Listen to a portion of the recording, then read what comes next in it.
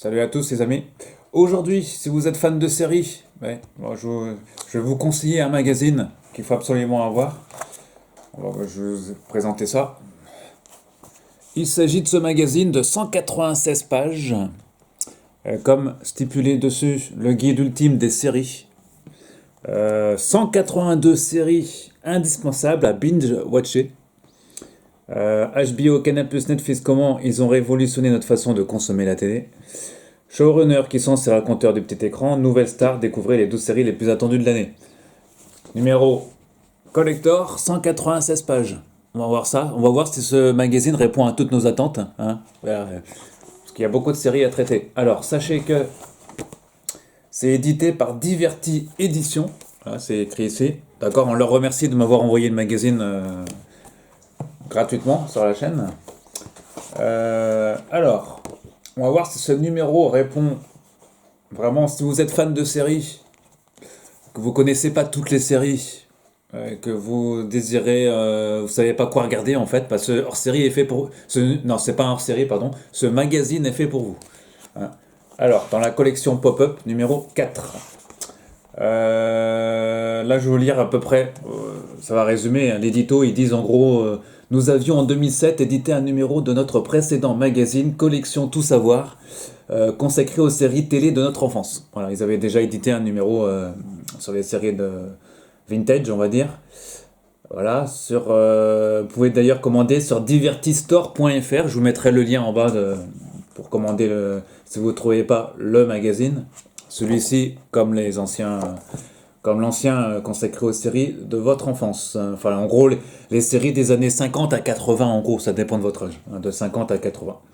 Avec ce nouveau numéro, nous nous focalisons au contraire sur les séries depuis la fin des années 90 jusqu'à aujourd'hui. Voilà, donc une période qui connaît de multiples révolutions, révolution des chaînes, etc., etc. Je laisserai les réditos. Alors, on va voir ça en détail. Alors, mes chers amis, ça c'est le sommaire complet. Bon, je passe, hein, parce que ça va être long. Là, ils ont fait, vous voyez, des pictographies pour s'y retrouver. Voilà, il y a plusieurs, hein. Il y a drame, médical, romantique, comédie, sitcom, histoire de famille, musicale, guerre, judiciaire, prison, western, policier, super-héros, fantasy, vous voyez, c'est très horreur, anthologie, espionnage, politique, fantastique, teenager, historique, thriller, science-fiction et action. Bon, tout ce qu'on a dans les séries, quoi, en gros. Hein. Voilà.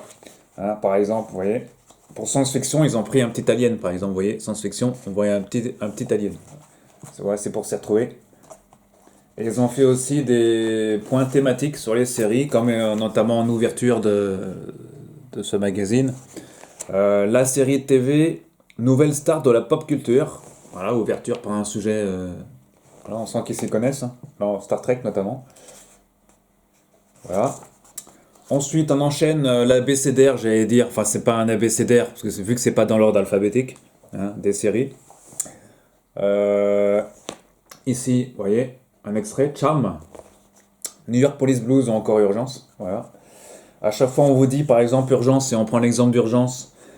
USA, 15 saisons, 331 épisodes, première diffusion 19 septembre 1994 sur NBC, 27 juin 96 sur France 2. Voilà, on vous donne les noms des showrunners. Michael Crichton et John Wells. Acteurs principaux, Anthony Edwards, George Clooney, Sherry Stringfield, Noah Wise, Juliana Margulies, Eric Lassalle, Gloria Ruben, Ming-Na Wen.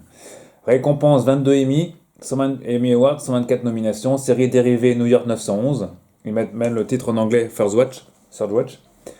Disponible en DVD et sur iTunes. Et ils vous mettent en plus, si vous avez aimé, vous aimerez Grey's Anatomy et Doctor House, parce que c'est un peu dans les séries médicales grand public. Voilà, ça c'est pour l'exemple. On enchaîne avec X-Files. Voilà, là on a 2 pages sur X-Files. Donc difficile de résumer X-Files en 2 pages, vous allez me dire, mais bon, là on est dans un numéro généraliste. C'est très bien décrit, hein. À la fin on vous dit X-Files désormais ancré dans la pop culture, etc. Enfin on reprend un peu toutes les... Et c'est très bien expliqué, je trouve. Friends. Voilà, ça enchaîne sur toutes les séries, hein. Vous allez voir, Sex and the City, Oz, Buffy contre les vampires, Les Sopranos, Il y aura un avant et un après Tony Soprano. À la Maison Blanche, vous voyez, à la Maison Blanche, les CSI, les experts. Voilà, on enchaîne avec Six Feet Under. Voilà, Six Feet Under, à la fin ils disent une vraie référence qui vient clore 5 saisons se suffisent parfaitement à elle-même.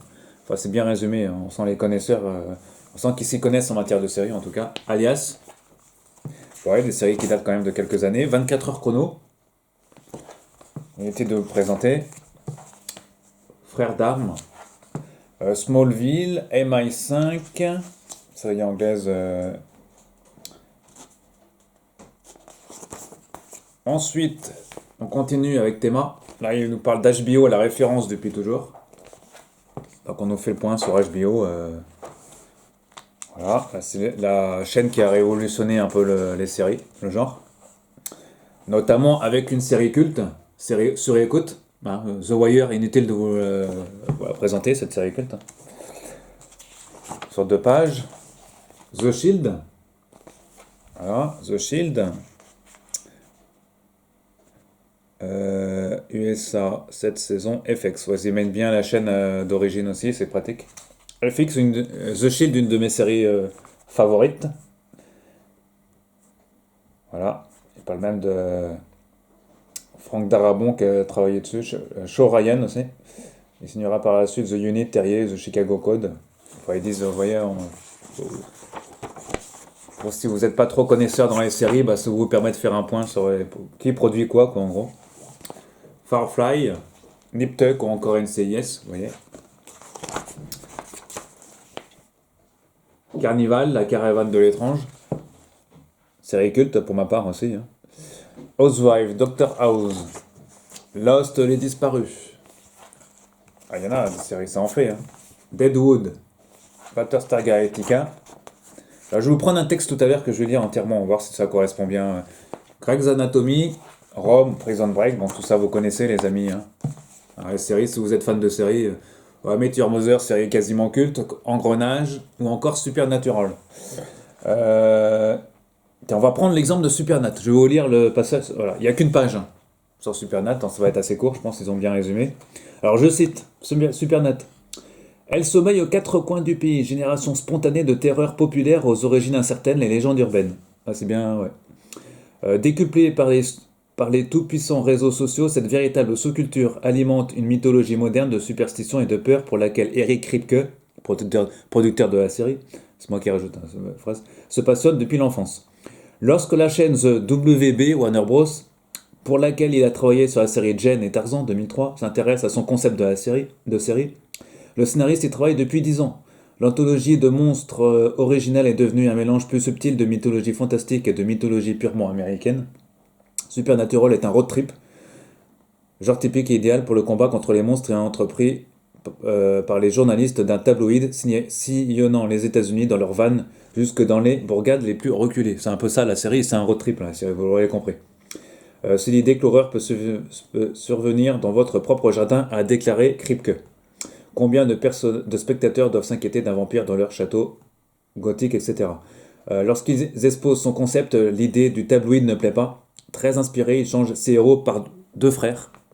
L'histoire de famille, ajoutée au potentiel infini des monstres et légendes, convainc la chaîne. Expert en la matière, il a aussi signé le scénario du film Boogeyman en 2005. Kripke, Eric de son prénom, s'attache à perfectionner la mythologie propre à ses chasseurs de monstres. Natif de Lawrence, au Kansas, non loin du cimetière Stool, réputé par ses apparitions démoniaques, les frères Winchester, rapport à la fameuse maison hantée de Saint-José, sont élevés dès l'enfance par leur père pour traquer les abominations. Bon, vous connaissez l'histoire, les amis, hein, si vous connaissez la série. Héros d'un western des temps modernes, volontiers hors la loi pour gagner de l'argent, nos outcasts ont un fier destrier mécanique, une inquiétante, c'est qu'elle le dire, Ford, un Impala noir. Et leur propre quête, le monstre aux yeux jaunes, responsable de la disparition de leur mère. Bon, ça c'est la quête du début qui va suivre. Ça va durer pendant très longtemps, tout ça. Et c'est l'omniprésente musique rock, chère à Kripke, qui signe la présence des 2 frères, baptisant souvent les monstres ou les épisodes. Au fil de la série, mythologie et pop culture se nourrissent des clins d'œil, des œuvres références, des États-Unis bien évidemment, mais aussi par les allusions, l'emploi d'un acteur en commun, beaucoup de références à Evil Dead, X-Files, Poltergeist, Ju-On, Buffy, Stargate, Harry Potter, etc. Pensez pour effrayer à chaque épisode. La formule évolue à la faveur d'un élément inattendu. L'alchimie entre Jason Ackles et Jared Padalecki, les deux frères, est si convaincante que les deux frères deviennent le cœur de la série et non plus les monstres. Atmosphère, scénario et esthétique sont peaufinés avec un concours de pros reconnus comme le producteur Robert Singer ou John Shiban, qui avait travaillé sur X-Files et Smallville, pour parvenir à une formule si efficace qu'elle va largement dépasser les attentes de son créateur. À l'original, Supernatural, c'était prévu pour 3 saisons seulement, ou 4 maximum. La série est développée sur 5, puis, même si Kripke cède alors son rôle de showrunner pour ne plus être consultant, l'aventure continue encore pendant 10 saisons supplémentaires, ce qui en fait la série fantastique la plus longue aujourd'hui, puisqu'elle tient, tout comme Urgence, 15 saisons. Voilà, 15 saisons. D'ailleurs là, c'est 15 saisons. Supernat, c'est 15 saisons et 327 épisodes. Et Urgence, pour vous donner une idée, alors Urgence c'était un peu avant. Urgence, c'est le même nombre de saisons, si je dis pas de bêtises, 15 saisons et 331 épisodes. Vous voyez, à quelques épisodes près. C'est intéressant de savoir comme ça. Camelot, 2005-2009. Voilà, on enchaîne, parce que ça va être... Voilà. L'école française et Canal+. Canal+, producteur de séries françaises. Voilà, donc sur 2 pages, il nous explique un peu... Voilà, regardez-moi ça. Esprit criminel, Dexter. Alors, Doctor Who, je trouve que c'est un peu court. Je vois, pour une série qui est pourtant... Alors, je vais vous lire le passage sur Doctor Who. On va voir si ça correspond. Alors, Doctor Who depuis 63. Alors déjà, ils ont mélangé toutes les séries Doctor Who. Ils auraient pu séparer Doctor Who, l'original, de la version 2005, mais bon, Doctor Who, c'est une franchise à part entière. Si une série mérite les qualificatifs de culte et d'historique, c'est bien celle-ci. En 1963, BBC One veut garnir un trou dans ses programmes du samedi soir, une série à même de séduire adultes et ados. Apparaît la pédagogique Doctor Who, voyageur du temps, pour initier à l'histoire et aux sciences. Mais à partir de 1967, cet extraterrestre à bord de son TARDIS, incomparable cabine téléphonique temporelle, est capable de se régénérer en individu différent tout en conservant sa mémoire, a définitivement basculé dans la science-fiction la plus débridée. Générant sa propre mythologie, continuité complexe rythmée par les changements d'interprètes, Doctor Who est une série culte qui initie des générations de Britanniques à le plus spirituel et inventif des SF. Jusqu'en 1989, qu'une baisse de forme met la série en pause. Pause qui, à l'exception d'un téléfilm en 1996, va durer jusqu'en septembre 2003, porté par un statut culte et une longue histoire cultivée avec passion. Le grand retour du Seigneur du Temps réveille une ferveur retrouvée qui se communique désormais en dehors des limites de la Grande-Bretagne. Pionnière de la SF sur petit écran, comptant parmi ses scénaristes et auteurs de renom, propulsant ses interprètes au rang de star mondiale, le Doctor Who en est à sa 13e génération et porté par un public plus accro que jamais. N'entend pas s'arrêter là. Bon, c'est vrai que c'est assez court, c'est bien résumé, faut le reconnaître. Là, on a pris la série classique et 39 saisons, 876 épisodes, ouais, d'accord. Voilà, mais il aurait fallu quand même bien différencier les deux, quand même. Si vous avez aimé, vous aimerez Code Quantum, Timeless, ou les séries un peu dans le temps, quoi. Même si c'est pas... Je trouve que Doctor Who, c'est à lui seul, est beaucoup mieux que les autres, je trouve. Voilà. Donc, c'était un exemple, vous voyez, Doctor Who. Voilà. Dexter, Mad Men, vous voyez, 2 pages entières sur Mad Men, quand même. Voilà. Heroes, Gossip Girl ou encore Skins. Voilà. Heroes, série culte. The Big Bang Theory. Ouais, belle photo en plus, regardez-moi ces belles photos. Là. Et là, j'en suis qu'au quart du magazine pour l'instant. C'est long. Voilà, vous l'aurez reconnu. Breaking Bad. Mentalist, True Blood, Glee. Alors, qu'est-ce qu'ils disent sur True Blood? Je prends les passages courts parce que sinon, demain, on est encore là, les amis. True Blood 2008-2014. S'il n'était pas arrivé en avance à un rendez-vous, Alan Ball n'aurait jamais lancé cette série. Passant le temps en explorant une librairie proche, il découvre Dead Until Dark. Quand le danger rôde en français, premier volume de la saga, la communauté du Sud de Charlene Harris. Ouais, c'est vrai que c'est tiré d'un roman. Six Feet Under vient de s'arrêter. C'était le producteur de Alan Ball de Six Feet Under, comme vous le savez. Et son créateur a signé avec HBO un contrat de 2 ans pour produire de nouvelles séries. etc., etc. Je vous passe Harris d'imaginer une société de vampires soudain révélée au monde des humains à la faveur de l'intention d'un sang synthétique. Entre ceux qui aspirent à être les égaux des humains, ceux qui refusent de trahir leurs instincts, les humains qui rejettent ces monstres, les conflits se multiplient. Métaphore de tous les combats de reconnaissance des droits de minorité, des minorités, particulièrement du mouvement LGBT, très sollicité. L'auteur donne la faveur à Ball qui écrit, produit et réalise le pilote en 2007. Le concept étant d'adapter chaque volume de la saga en une saison de 12 épisodes. Après la diffusion de seulement 2 épisodes de la première saison, HBO commande la seconde. La qualité de l'accueil critique s'améliore au fil des saisons. True Blood gagne en statut de série culte, ouais, jusqu'à être parodié par les Muppets, effectivement. Ouais. Voilà. Donc ça fait connaître des acteurs comme Alexander Skarsgård.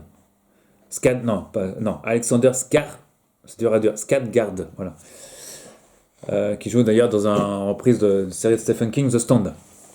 En sport. Alors, vous voyez, donc, True Blood, série quasiment culte. Autre série Glee. Fringe, sur fond noir.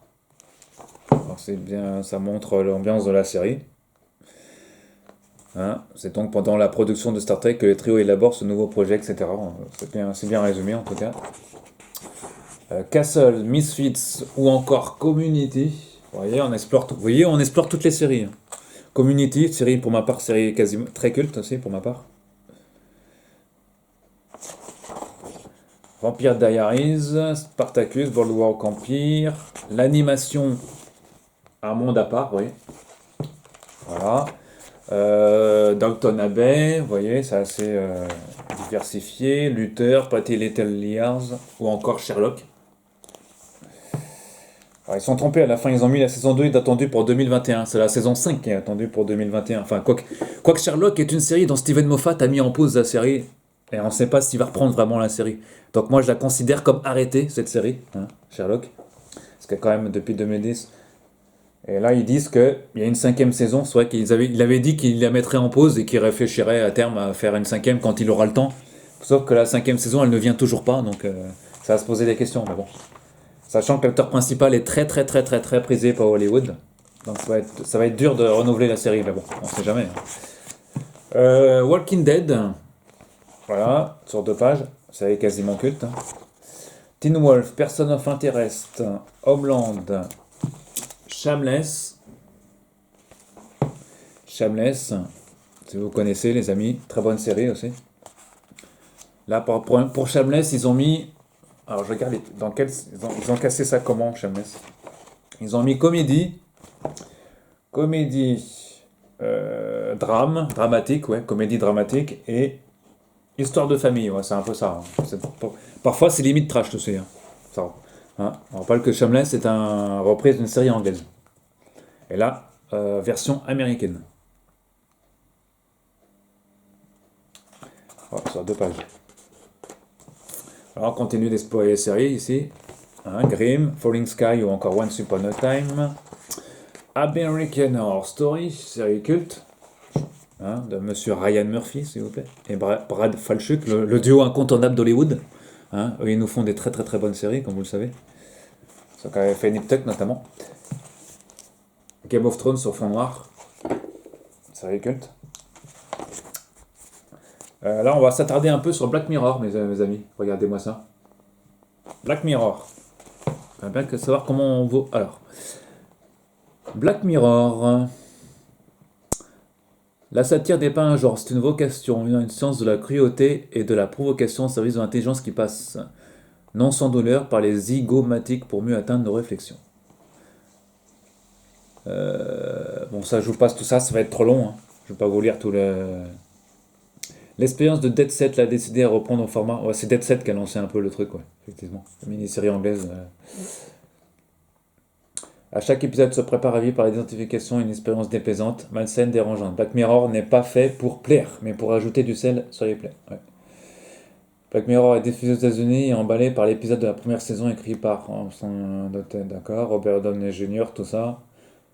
C'est finalement Netflix, la plateforme qui a renégocié, etc. Vous connaissez la suite, hein, les amis, pas vous lire tout. En tout cas, ouais, série culte, hein, Black Mirror. Black Mirror, qui est, une fois arrivé sur Netflix, a fait beaucoup d'abonnés sur Netflix. Parce que c'est une série qui était diffusée qu'en Angleterre à un moment donné. Donc c'était difficile de la voir ailleurs. Heureusement que après il y a eu Netflix, qui est arrivé au bon moment d'ailleurs, Netflix. Quoique la série est passée sur France 4 en France, hein. C'est passé le 1er mai 2014 sur France 4, hein. Voilà. Si vous avez aimé, vous aimerez Sense8. Ouais. Ouais. Ah ouais. Bah ouais.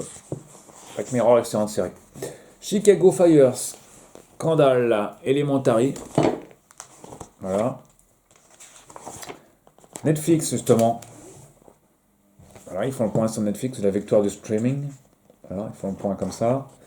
VIP, Arrow, Da Vinci, Démon, Revolution, Vikings, Pinky Blinders. Ah, ça en fait des séries, hein, les amis, hein. House of Cards, ou encore Orange is the New Black, Brooklyn Nine-Nine, belle image, The Americans, Bates Motel, avec Vera Farmiga, qui aime bien jouer dans les films d'horreur, hein. On la voit dans The Conjuring aussi, entre autres. Blacklist, Marvel Agents de Shield, Sleepy Hollow, vous voyez, ça explore plus ou moins toutes les séries, hein. Orphan Black, série quasiment de très bonne qualité. Voilà, The Flash. Et ici, ouais, True Detective. Voilà, Remake et Reboot. Voilà, là j'en suis qu'à la moitié du magazine pour l'instant. Gomorrah, Fargo, Gotham. Un pilou, ouais, c'est long. Alors, là vous en aurez pour votre argent, hein, les amis, hein, parce que là on exporte quasiment toutes les séries récentes. The Strain, Elix ou encore The Leftovers. On va s'attarder sur les amis sur The Leftovers, que je considère comme l'une des meilleures séries de ces 20 dernières années, tout simplement. Oui, je sais, je mets un peu, je mets la barre très haut. The Leftovers, j'aimerais bien savoir comment il résume le truc en une page. Alors je cite, vous êtes prêts? The Leftovers. Lorsqu'il est question de cataclysmes, de tragédies planétaires, et le petit monde des séries n'en manque pas, il est toujours question d'une menace qui nous concerne tous et qui mène à plus ou moins long terme à l'incontournable extermination du genre humain. Notre grand croque-mitaine de toujours. Le préambule de The Leftovers. Leftovers, on pourrait traduire ça, c'est une parenthèse, par les oubliés. Est tout à fait différent. Suite à un événement inexplicable, 2% des habitants de la planète ont disparu le même jour sans laisser de traces. L'humanité que nous retrouvons 3 ans plus tard n'arrive pas à composer avec ces disparitions injustes, aberrantes. Cette fois, le fond de la série ne se focalise pas sur la mort et une fin annoncée, mais sur l'absence et sa douleur. Un dicton sans âge prend soudain un sens viscéral pour tous, y compris le téléspectateur. Un seul être vous manque et tout est dépeuplé. Par les conséquences qu'engendrent ces places restées vides dans la vie des protagonistes par la réalité de ce que représente seulement 2% d'une humanité, The Leftovers explore par son traitement une profondeur émotionnelle et existentielle aussi passionnante que rare. Car au-delà de la peur que cela recommence, au-delà des formes de déni instrumentalisées par des sectes, c'est la notion même de survivance qui s'en trouve presque inversée. Ça se retrouve. C'est vrai quand on regarde la série, c'est très. Alors du concept de survivant face à la mort avérée qui frappe les autres, ceux qui restent sur Terre dans The Leftovers, et même s'ils sont l'immense majorité, se sentent les laissés pour compte, les leftovers oubliés derrière eux par les élus qui ne sont plus là. À l'origine de la série, il y a le livre Les disparus de Mapleton, signé par l'auteur Tom Perrotta, dont 2 romans ont été adaptés au cinéma, La Riviste et Little Children. Très amateur de l'auteur, Damon Lindelof, le co-créateur de Lost et plus tard Watchmen, s'intéresse à son nouveau livre après avoir découvert l'élogieux critique qu'en a fait Stephen King. HBO acquiert les droits du livre dès sa parution. Damon Lindelof travaillant à une adaptation télé avec Tom Perrotta lui-même, une collaboration précieuse pour ne pas dire indispensable, car si la première saison adapte le contenu du livre de Perrotta, les 2 saisons suivantes sont originales et poursuivent le destin des personnages autant que la réflexion de l'auteur. Réalisé avec une remarquable inspiration portée par une interprétation exemplaire et soutenue par une mise en scène, une mise en musique idéale, The Leftovers se distingue sans mal d'une offre pourtant pléthorique. Une excellence qui ne connaît pas de bémol, jusqu'à une saison finale bouleversante, qui force au respect d'une critique unanime, une critique qui fait de The Leftovers l'une des séries les mieux notées de la décennie. Sinon, la mieux notée, HBO a une fois encore fait très fort. Ouais, c'est vrai que Star Wars, Leftovers, dont Pierre Langlais, un spécialiste de série, avait consacré quand même un bouquin entier. Enfin, il était rédacteur en chef, vous savez, de générique. Et ils avaient consacré plusieurs Leftovers, à l'époque, presque un numéro entier sur le sujet. Là, il y a quand même. Non, Leftovers, je sais plus si Leftovers était sorti à l'époque de générique. Enfin, peu importe. En tout cas, voilà. Alors, Leftovers, ils ont mis ça. Ils ont mis quoi dans Leftovers d'ailleurs Ils ont mis dramatique et science-fiction. C'est difficile à classer Leftovers? Science-fiction, ouais. Science-fiction, fantastique peut-être pas, mais ouais. Et il y a un peu aussi de religion là-dedans aussi, hein. Hein, vous trouvez pas? Ceux qui connaissent un peu les séries là. Voilà. Allez, on enchaîne avec Penny Dreadful. 100, Ascension, Blind Spot. Voilà. Autre série que Better Call Saul. Hein, ils disent même à la fin Better Call Saul est encore mieux que Breaking Bad.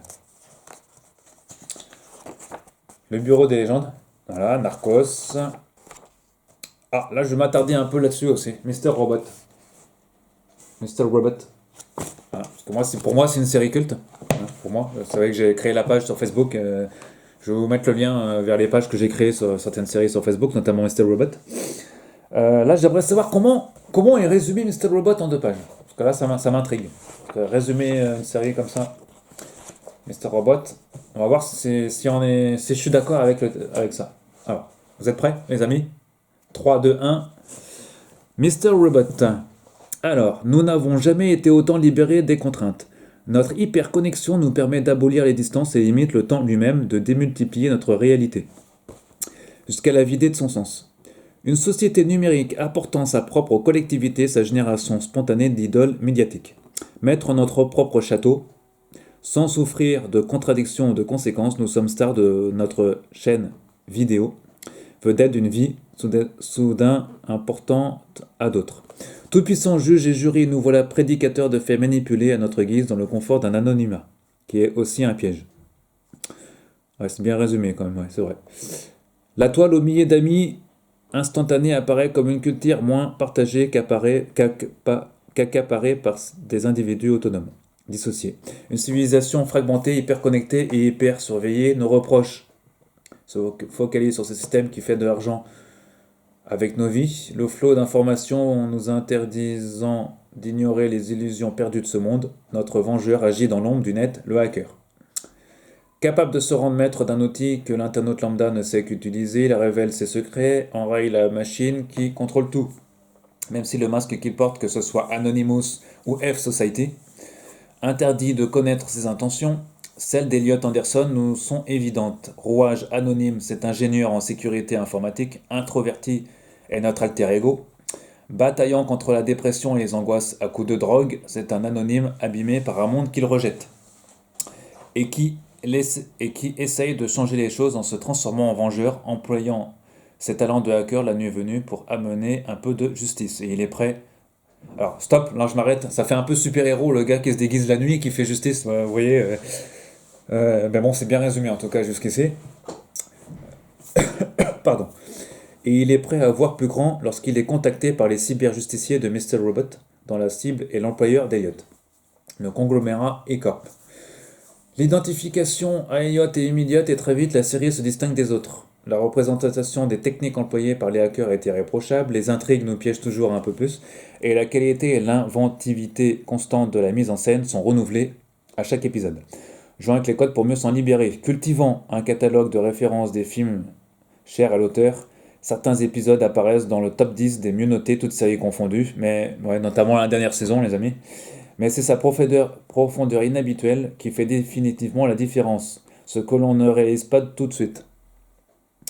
C'est que les passionnantes intrigues menées par les hackers ne sont que le cadre du voyage. Le vrai périple, c'est Elliot lui-même, et la plongée dans sa psyché tourmentée va nous renvoyer à notre propre expérience d'individu égaré dans une civilisation numérique que nous utilisons dont nous sommes dépendants mais que nous ne commandons pas. Ça me rappelle un peu la série Les Marvel Légion, un peu. Dans sa tête, lui, sauf que là c'est différent. C'est un mutant dans Légion. Hein.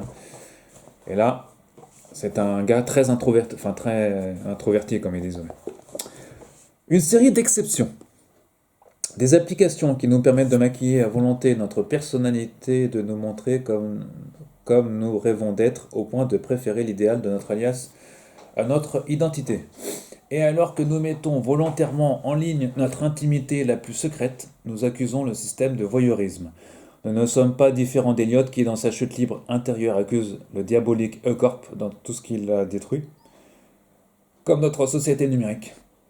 Eliot est fragmenté jusqu'à ne plus dissocier ce qu'il voudrait être, ce qu'il l'est.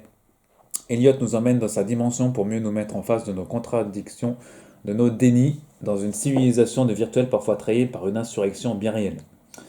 Un printemps qui prend d'assaut l'inertie et la rue et change vraiment les choses. Mr. Robot est une série unique, exemplaire, vertigineuse parfois parce que viscérale. Une série d'auteurs. J'ai tendance à écrire à propos des personnages aliénés qui ne peuvent pas se connecter avec les autres et qui sont un peu éloignés de la culture américaine. Ce n'est pas quelque chose que je fais consciemment, mais c'est imprimé en moi à cause de mon expérience d'avoir grandi en Amérique.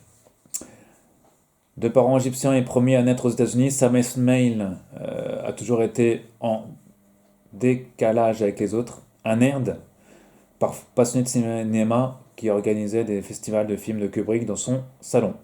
Mais peinait à s'épanouir en société, souvent souffrant de troubles d'anxiété sociale. Trouvant un territoire, je termine avec Mr. Robot, les amis. Trouvant un territoire rassurant dans l'immersion informatique pour laquelle il se passionne dès l'âge de 9 ans, il excelle jusqu'à lancer sa propre start-up à 20 ans et non sans avoir eu quelques soucis en fac pour avoir piraté des mails. La start-up ayant été balayée par le cycle perpétuel d'innovation technologique, S-Mail, c'est producteur de la série, c'est lui qui a fait la série, je veux dire, se tourne vers l'écriture après un master en beaux-arts. Végétant dans des boulots subalternes de monteur pour la télévision, plusieurs des scénarios rejoignant la fameuse blacklist des projets les plus prometteurs, il était trop en avance sur son temps, je pense, comme certains. Comme il se décidait à écrire pour lui. Si Comet en 2014 a eu une sortie discrète, la complexité de son scénario et la qualité de sa réalisation sont remarquées. Pour la suite de Comet, Esmail élabore un techno-thriller autant inspiré que l'optimisme qu'a fait souffler le printemps arabe que par la crise financière de 2008 et sa réaction anti-capitalisme. Film qui devient pilote de série avec au cœur du récit, bon ça on s'éloigne un peu les amis, du récit de le complexe Elliot, version à peine voilée de lui-même. C'est peu dire que la relation est fusionnelle, créateur, producteur exécutif, showrunner. Esmail s'investit comme réalisateur de la seconde saison, dirigeant au final 38 épisodes sur 45, ce qui est pas mal. Ah, il a quand même. Ah ouais, il a dirigé 38 épisodes sur 45 de Mr. Robot. Déterminant dans cette réussite, Esmail a trouvé son Elliot idéal, Rami Malek. Pour lui, c'est l'acteur idéal, effectivement. Livre comme son père, Christian Slater, dans la série des performances impressionnantes, faisant honneur au film qui a servi de modèle Fight Club. Ce trip tragique dans le subconscient du héros pousse la logique du spectateur dans ses retranchements jusqu'à considérer d'un regard jusqu'à sa propre expérience. C'était long. Alors, c'est bien résumé, en 2 pages, même si il aurait fallu encore plus développer encore. Mais, ouais, série qui... je... Mr. Robot. Voilà. Je m'intéresse un peu plus sur Mr. Robot, parce qu'on va en partager aussi sur la page sur le sujet. Donc, cher ami fan de la série Mr. Robot, et ben dans ce magazine, vous avez un article. Rares sont les magazines qui parlent de Mr. Robot, je vous fais pas dire. Qui est très très très bien résumé en 2 pages. Et si vous êtes fan de la série, pour ceux qui sont abonnés à la page, vous êtes très nombreux, et ben vous retrouverez dans ce magazine un excellent article de série quasiment, pour ma part, culte. Autre série continue l'exploration de ce magazine avec Le Maître du Haut-Château, pardon, The Man in the High Castle, Daredevil, The Magicians. Voilà, justement, on parlait des showrunners. Ils nous font point sur les showrunners. Qui fait quoi? Ensuite, on enchaîne sur Sense8. Excellente série, j'avais adoré, j'ai pas fini la série d'ailleurs. Wayward Pines, que j'avais regardé aussi, qui était passé sur, je sais plus, Canal, je crois, non, je sais plus. Diffusé sur Canal, ouais, effectivement. Les 12 singes, je sais. Expanse. Expanse, tout le monde la regarde en ce moment, c'est la série culte hein, par excellence. Hein, Expanse, c'est une des meilleures séries de science-fiction depuis 2015. Aux côtés de Stargate ou Battlestar Galactica, comme ils citent là. On va pas citer Star Trek aussi, les amis. Hein. This is the Crown. Voilà, Fleabag. The Crown que je regarde aussi. J'en regarde beaucoup de séries moi aussi. Hein. American Crime Story, The Night of, ou encore Lucifer. Voilà, ça fait beaucoup de séries tout ça. 22-11-63, excellente série de Canal+, que j'ai vue aussi, diffusée sur Canal+. The Night Manager, que j'ai pas vu d'ailleurs. Et The OA, que je n'ai pas regardé. Je ne peux pas tout regarder non plus. Excellente série, Stranger Things. Voilà. Ensuite, on enchaîne avec Westworld. Excellente série. 3%, Big Little Big Little Lies. Les Demoiselles du téléphone ou encore Colony. Colony, pas une série très critiquée, Colony. Hein, ça se regarde quand même. Mais bon. La course aux adaptations de best-sellers. Voilà. Bon, ici, vous reconnaissez ici la série Netflix. La dame de... Le jeu de la dame, plutôt, c'est ça. Le jeu de la dame, effectivement. Sur fond noir, ouais. Savante écarlate, évidemment. Sur fond noir, bah oui, évidemment. Série quasiment culte. D'ailleurs, on retrouve dans la série une actrice que vous avez vue dans The Leftovers. Voilà. The End of the Fucking World. Excellente série aussi, sur Netflix. Good Doctor, Genius, Ozark aussi. Ozark, j'adore Ozark aussi. Riverdale, The Dudes, 13 Reasons Why. Ouais, qui m'a un peu déprimé. Hein. J'ai arrêté au bout de la deuxième saison, parce que je reprendrai peut-être un jour. Tout comme La Casa del Papel. Hein. J'avais commencé la première, je trouve que c'était devenu un peu répétitif. Non, pour moi, c'est pas la meilleure série du monde. Hein, je suis désolé. Mais c'est quand même une bonne série. Atypical, excellente série Atypical. Si vous connaissez pas Atypical, jetez-vous dessus, c'est pas mal. Voilà, c'est passé sur Canal, un peu... Non, sur Netflix, pardon. C'est sur Netflix. Regardez-la, c'est pas mal, cette série. Mindhunter. Tout à l'heure, je vous parlais de Légion aussi. Regardez-la aussi, cette série, elle est pas mal. Si vous aimez Marvel. Bah, c'est un peu plus... ou Sense8 ou Jessica Jones, effectivement. Dark, ou encore Twin Peaks. Alors, comment qu'on résume Twin Peaks en un quart de page, mes amis? Ça va, allez, je sais, en un quart de page. Alors, Twin Peaks, c'est une série, comme vous le savez, des années 90. Donc, pourquoi parler de Twin Peaks maintenant, dans une série récente? Bah, tout simplement parce qu'il y avait une troisième saison, et que la série est toujours en production. Je vous cite, Twin Peaks, en offrant sa signature à une série télé en 1990, David Lynch va ouvrir la voie à l'arrivée sur le petit écran aux stars du cinéma.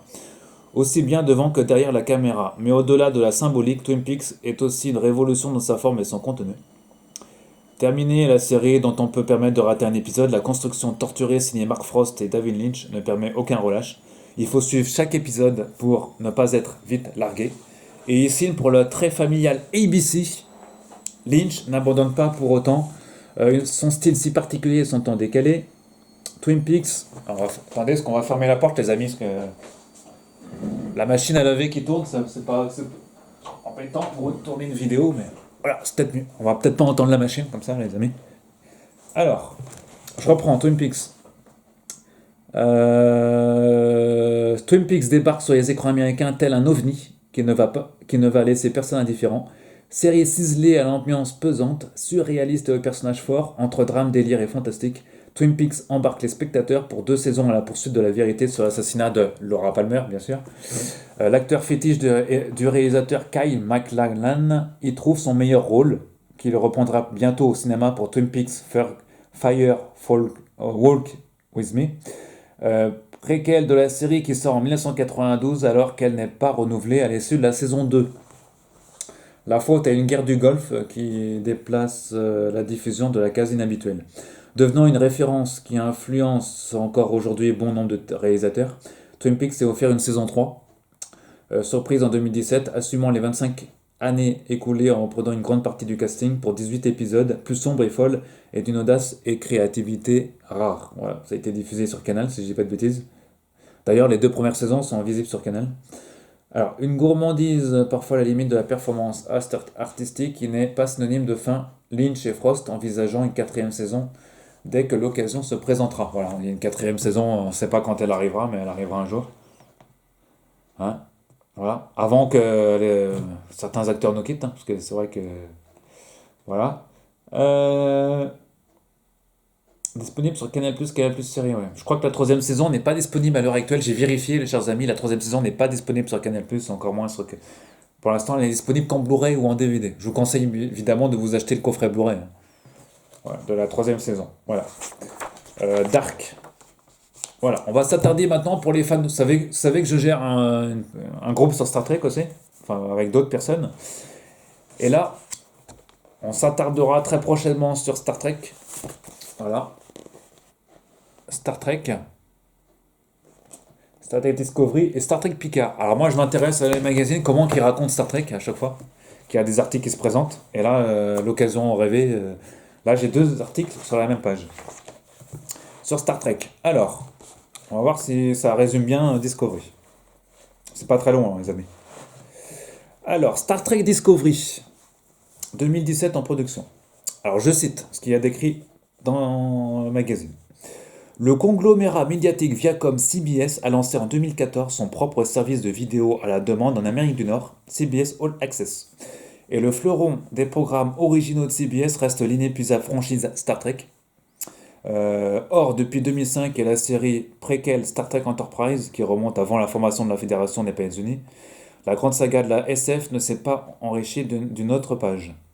À l'approche de l'anniversaire de la première série live qui fête ses 50 ans en 2016, CBS annonce la création d'une nouvelle série, un rendez-vous très attendu par une communauté de fans toujours aussi active et à même de donner à CBS All Access les moyens de jouer à armes égales avec les autres plateformes. Pour honorer la série originelle plus que jamais culte, Star Trek Discovery doit revenir aux sources en se glissant entre Star Trek Enterprise et une dizaine d'années avant le Star Trek créé par Gene Roddenberry, 66 donc. Et c'est une équipe de spécialistes qui est aux commandes. Alex Kurtzman, est le scénariste et producteur des Robots, des longs métrages de Star Trek réalisés par J. Abrams. Et Brian Fuller, a commencé sa carrière sur Star Trek Deep Space Nine 97 avant de signer 21 épisodes de Star Trek Voyager. Alors, ils peuvent aussi compter sur un consultant, Nicolas Meyer, je l'entends revenu dessus aussi, hein, dans le groupe Trek, comme vous le savez, notamment réalisateur de Star Trek et scénariste Star Trek 2, La colère de Khan et Star Trek 6, Terrain inconnu en 91. 82 et 91. Pour éviter tout conflit chronologique avec le robot au cinéma, il est décidé que cette série suivra la timeline originale des séries. Dès l'annonce, les appétits sont aiguisés et si CBS garde jalousement la production de ce retour attendu, la négociation de la diffusion hors Amérique du Nord est un véritable accord de blockbuster pour diffuser Star Trek Discovery dans le reste du monde. Qui est mieux que Netflix. Voilà, Netflix pose littéralement sur la table de quoi rembourser le budget de la première saison, soit 6 à 7 millions de dollars par épisode. Alors, ils ont de fric Netflix. Retard, dépassement de budget et un showrunner qui partage son temps avec une autre série d'envergure, American Gods, complique la fabrication de la série, mais le résultat en vaut la peine. Soneca Martin Green, l'humaine élevée par les Vulcains, fait merveille, changeant la donne puisque celle-ci qui mène l'aventure n'est pas capitaine mais une scientifique au passé difficile. Hein, a été maintes fois critiquée, comme vous le savez, fan de Star Trek, hein, je ne vais pas vous... Incarné par l'immense Doug Jones, espère en personnage maquillé, la forme de l'eau. Saru, le Kelpien, est une rencontre étonnante, touchante. Alors, vous connaissez, un fan de Star Trek, je ne vais pas vous...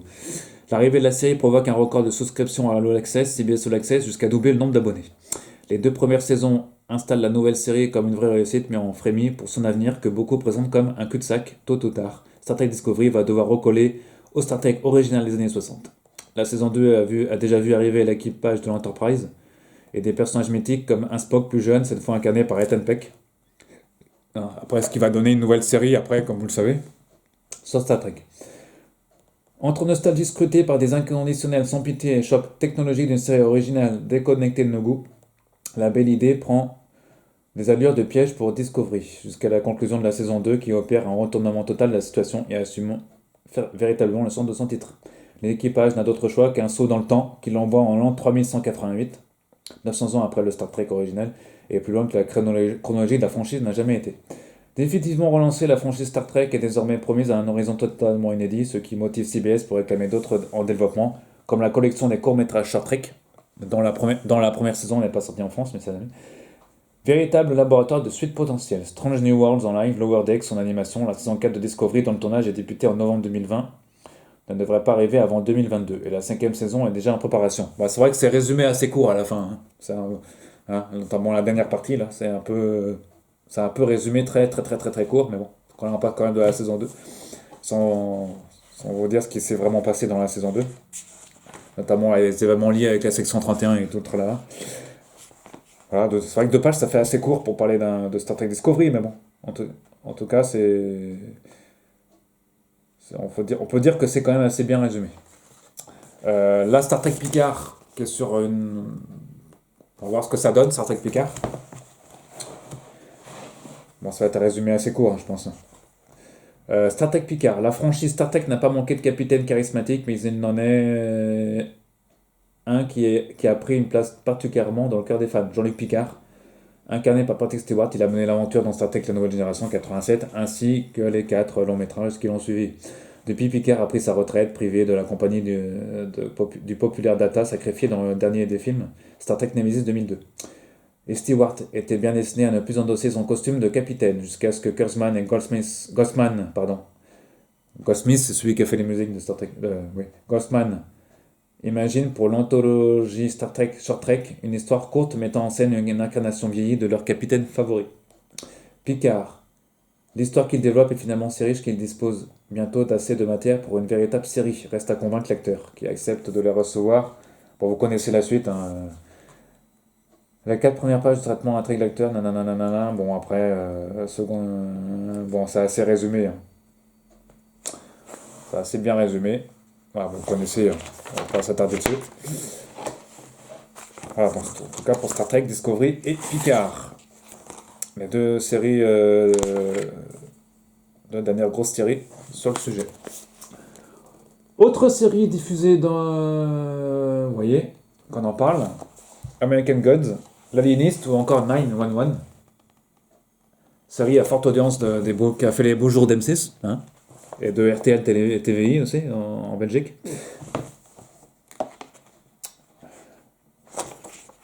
Ensuite, le manga et l'excellente série 911, dont j'ai une page aussi sur le sujet, sur Facebook, dont je vous mettrai également le lien. Manga et les jeux vidéo. Nouvel Eldorado des séries. Voilà, The Witcher, Death Note, etc. One Piece. Jack Ryan, Bodyguard, ou encore Succession. Succession, ah, oui. Succession, et c'est bien résumé. Aussi. Killing Eve, Titan, The Haunting. Voilà, on arrive bientôt à la fin. The Witcher, avec la couleur en plus de la série. Bien fait la couleur. Il y a une très belle maquette dans la série.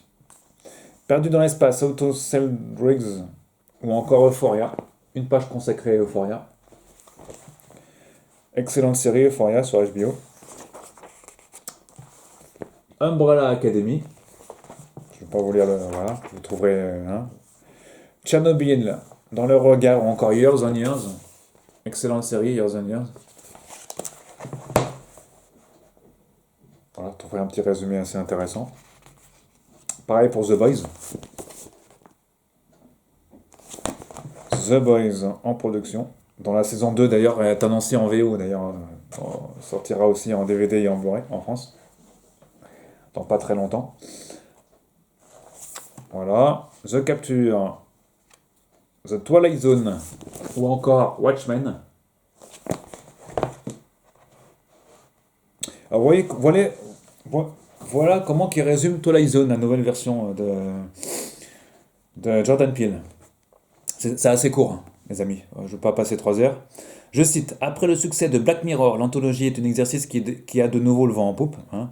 Débarque Room 104, Philip K. Dick Electric Dreams, Dimension 404 ou encore Into the Dark, Et on annonce déjà le retour de Amazing Stories et Creepshow. Creepshow qui est revenu déjà, parce qu'ils vont signer une seconde saison.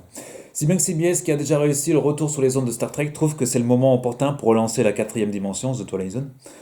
L'anthologie mythique de 59, signée Rod Sterling, qui avait déjà eu droit à des reboots en 1985 pour 3 saisons, présenté par Charles Edman et Robin Ward, et en 2002 pour une unique saison, mais 42 épisodes, présentés par Forest Whitaker, comme vous le savez, en narrateur. C'est Simon Kinberg, Star Wars Rebelle, Jordan Peele, Lovecraft Country, ou entre autres Fargo, et Marco Ramirez, qui a fait Son of Anarchy, entre autres, qui s'attaque à la réécriture du mythe. Jordan Peele ayant en plus la délicate tâche de reprendre le rôle du narrateur, la première saison alterne l'excellent et plus classique d'une réinterprétation du classique Nightmare perdu à 20 000 pieds, en gros, cauchemar à 20 000 pieds, en gros, signé Richard Matheson à un épisode final. Blurryman. Génial hommage à Rod Sterling. Renouvelé pour une seconde saison de 10 épisodes, la série peine malgré tout à convaincre un public désormais habitué à plus de modernité. Aussi, je trouve que la série est quand même assez moderne, hein, quand même pas mal. Sans doute que le respect de Jordan Peele envers l'œuvre de Ron Sterling l'aura empêché d'oser plus, comme il l'a fait dans sa délirante anthologie Weird City pour YouTube Premium, et qui se rapproche déjà plus d'un Black Mirror de Charlie Brooker. The Twilight Zone version 2019 ne reviendra donc pas pour une troisième saison pour le moment. Dommage, parce que les deux saisons étaient pas mal. Moi, je trouve que c'était une série qui était bien ancrée. Mais bon, l'audience n'a pas trop suivi. C'est dommage. Hein. Je suis sûr que si elle aurait été diffusée sur Netflix, elle aurait peut-être eu un peu plus de succès. Enfin, on ne sait pas. Watchmen. Aussi, excellente série que j'ai bien aimée, moi 9 épisodes. Après, on a Mandalorian. Bon, je ne vais pas vous lire le sujet, hein, vous allez vous allez le faire par vous-même, mes chers amis. Hein. Je ne vais pas tout vous lire non plus. Good Omens for All Mankind, excellente série encore, la petite série en bas. Projet Blue Book, ouais, dont j'ai été le premier en France, je crois, à en parler, cette série. Hein, si j'ai pas de... Je sais, je me jette des fleurs, mais j'ai été le premier, je crois, en France à évoquer la série, alors qu'elle n'avait pas encore démarré aux États-Unis. À l'époque, j'avais expliqué qu'est-ce que c'est que le projet Blue Book. D'ailleurs, les trois quarts des gens ne savent pas ce que c'est que le projet Blue Book. Donc, j'avais expliqué qu'est-ce que c'est et pourquoi faire une série sur le sujet. Et finalement, ils ont quand même fait une série qui tient quand même dans 2 saisons. Hein. D'ailleurs, je vais vous lire le résumé vite fait.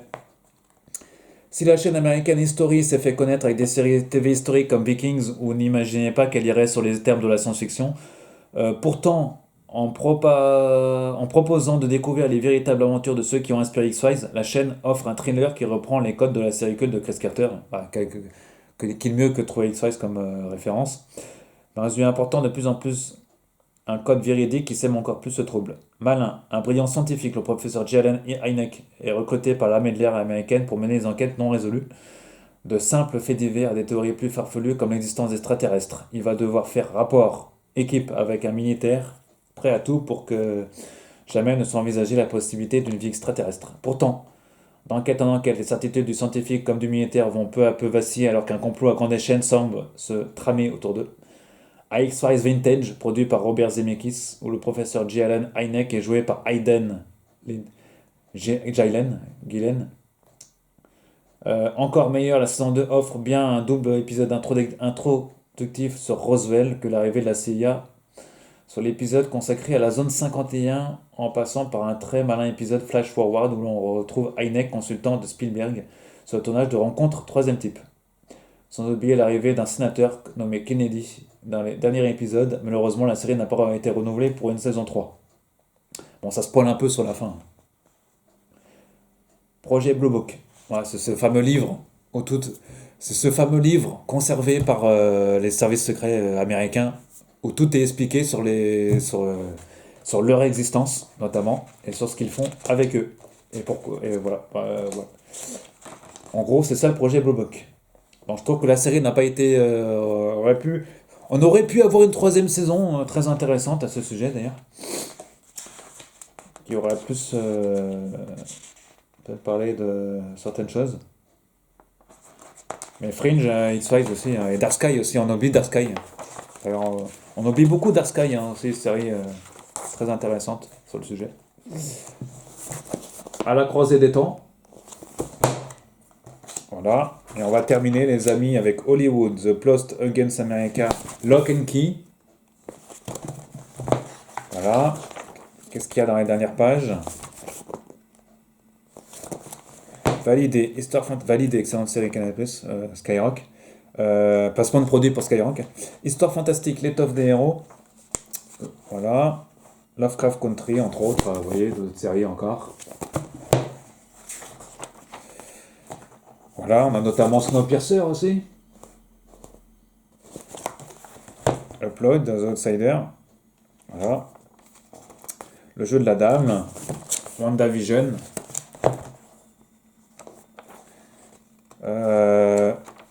Là, on nous propose à la fin, dans les dernières pages, les séries stars de demain. Quelles sont les 12 séries les plus attendues, c'est ça? Ouais. Ouais, donc il y a Clarisse, par exemple, hein, Silence des agneaux. Qu'est-ce qu'il y a encore? Loki, très attendu, ouais. Voilà, donc c'est une des 12 séries, voilà. Quelles sont les 12 séries les plus attendues? Bah, on vous le dit à la fin. Voilà. Produits dérivés. Voilà, bon, ça c'est court, hein. Et Divertistore. Ah, ouais, là. Ah oui, alors là, à la fin, on voit ce qu'ils font, Divertistore. Vous voyez, série télé de notre enfance, manga, le grand jeu vidéo, etc. Les mondes de Disney, les années 80. Ouais, c'est eux qui avaient sorti ces magazines. Qu'on peut recommander sur leur site. Voilà, il y a aussi le bouquin série TV. Que j'avais acheté d'ailleurs. Ouais, série TV A à Z.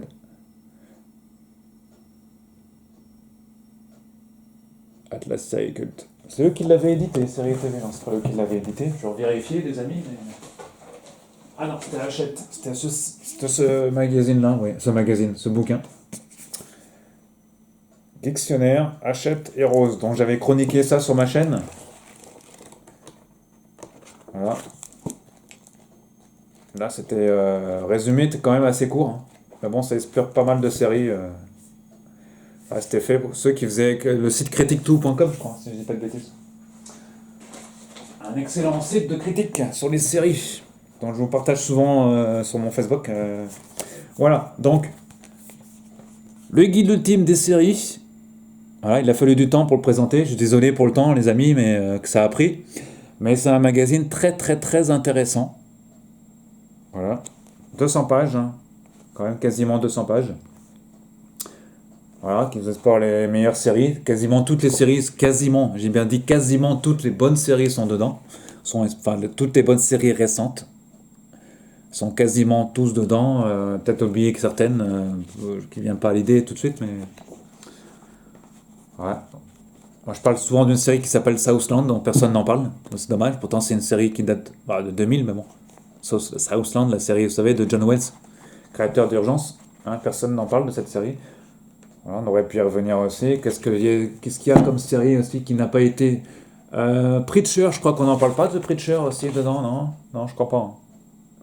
Preacher, on n'en parle pas non plus. Qu'est-ce qu'il y a comme série qui n'est pas forcément évoquée? The Young Pope. J'ai pas vu les Young Pope. Ah si, peut-être dans le... Non, dans ce sujet sur Canal, peut-être, je sais pas. Donc The Young Pope n'est pas évoqué non plus, hein, les amis. Autre série qui n'est pas évoquée dans ce magazine aussi, qui aurait pu l'être. Je regarde. C'est Suits, avocat sur mesure. Vous savez, oui, Suits, avocat sur mesure. Ouais. Série que je considère comme culte aussi. Hein, dont j'ai créé une page aussi sur Facebook, comme vous le savez. Donc Suits, il n'y en a pas beaucoup qui en parlent aussi, c'est dommage. Donc là, il aurait fallu en parler, pourtant. C'est une série quand même qui a eu de l'audience en France, hein. Ça a marché sur Série Club, hein, pourtant. Voilà. Quelle autre série n'a pas été évoquée aussi? Enfin, beaucoup de séries n'ont pas forcément tous été évoquées non plus, mais bon, on peut pas tout évoquer non plus en termes de séries, hein. Je réfléchis, les amis. Il n'y a aucune série qui me vient comme ça à l'esprit. Ah, si, peut-être Véronica Mars, il aurait fallu, bien que c'est un peu plus, c'est plus années 2000, mais bon. Utopia, je crois qu'on n'en parle pas d'Utopia aussi, je sais plus. Non, je crois pas, hein. J'ai pas évoqué Utopia non plus, version anglaise. Utopia, il y a Banshee aussi qu'on aurait pu évoquer aussi dans cette série. Banshee ou encore peut-être Fine Boy, non, peut-être encore, non, Fine Boy c'est un film ça. Ou peut-être encore, je sais pas, il y a d'autres séries qu'on a. Real Humans, je sais pas, ça n'a pas été évoqué, Real Humans, je crois que c'est une série qui est... voilà, il y a quelques séries qu'on aurait pu évoquer en plus, hein, mais bon, en tout cas, là, il y a de très bonnes surprises, bien résumées. Voilà, si vous êtes fan de, vous aimez les séries, que vous savez pas quoi regarder comme série, bah, je vous conseille fortement de vous acheter ce magazine. Voilà, qui est en vente en kiosque pour 14,50 €. Voilà, ça vaut un peu, ça vaut son pesant de cacahuètes. Voilà, donc c'est la collection Pop-up numéro 4.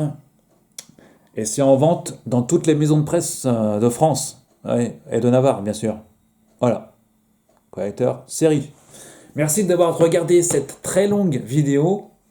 Je vous retrouve très prochainement pour continuer à parler magazines, parce qu'il y a beaucoup de magazines encore à évoquer.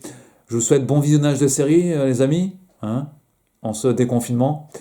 Et et à très bientôt. Et n'hésitez pas à vous abonner, à liker à liker la chaîne, hein, et à liker le pouce bleu si vous avez aimé la vidéo. Et à vous abonner, bien sûr, pour avoir les notifications, hein, quand on essaie de faire une vidéo chaque semaine. On va essayer d'avancer un peu la cadence. Mais je vous garantis au moins une vidéo par semaine sur la chaîne. Allez, à très bientôt les amis.